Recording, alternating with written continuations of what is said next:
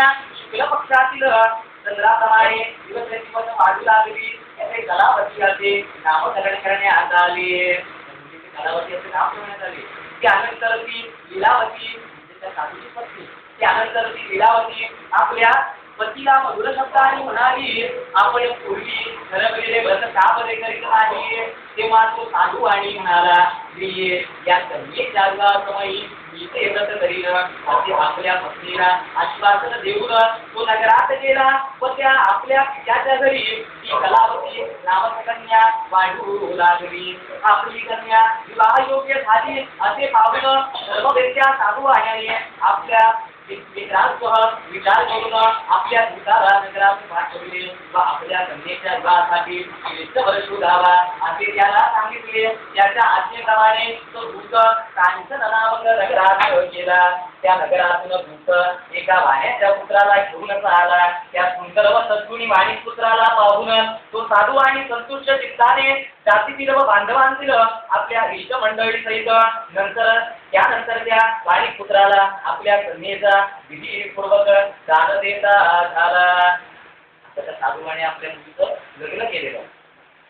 दुर्दैवाने त्याला कन्येच्या विवाहासमयी सुद्धा त्या उत्तम व्रताचे विस्मरण झाले. त्या साधूवाणीला संतती नव्हती. त्याने ते व्रत ठरवलेले. त्याचबरोबर त्याला मग नंतर मुलगी झाली. मुलगी झाल्याच्या नंतर त्याची पत्नी त्याला म्हणते, आता मुलगी झालेली तुम्ही व्रत का करत नाही. तेव्हा तो साधूवाणी म्हणतो, तुम्ही तिच्या लग्नाच्या वेळेला ते व्रत कर. त्या लग्नाच्या वेळेला सुद्धा त्याला त्या व्रताचे विस्मरण होतं.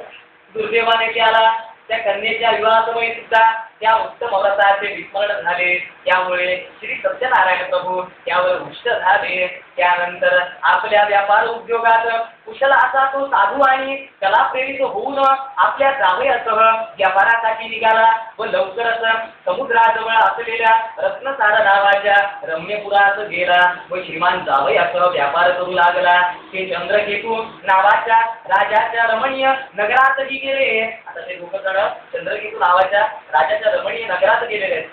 त्यावेळीच प्रभू सत्यनारायण यांनी तो साधू आणि आपल्या प्रतिज्ञेपासून भ्रष्ट झालेला आहे असे पाहून त्याला मोठे दारुण व कठीण दुःख प्राप्त होईल असा शाप देवाने दिला.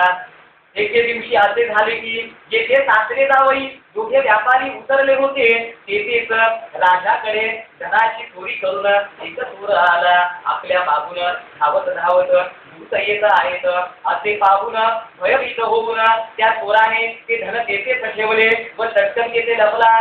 तो साधू आणि जेथे होता तेथे मागोमागच राजदूत आले व राजाचे धन त्यांच्या जवळच पाहून त्यांनी तो साधू आणि व तो जावई वाणिजपुत्र यांना बांधून हर्षाने धावत राजाजवळ जाऊन सांगितले की महाराज, 2 चोर आणले आहेत.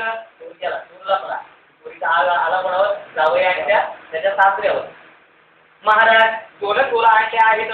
त्यांना पाहून काय ती आज्ञा द्यावी. राजाने आज्ञा केल्यावरून नंतर फारसा विचार चौकशी करता त्या दोघांना कर्कसून बांधून मोठ्या किल्ल्यात कारागृहात डांबून ठेवले. त्या साधूवाण्याला आणि त्याच्या जावयाला आता त्या चोरीचा आळ घेतलेला आहे त्यांच्यावर आणि त्यांना त्या कारागृहात डांबून जेलमध्ये ठेवलेले आहेत. त्यांना त्या राजाने सत्यदेवाच्या मायेमुळे कोणीही त्यांचे म्हणणेच ऐकून घेतले नाही व म्हणून त्यांचे सर्व धनही चंद्रकेतू राजाने जमा केले.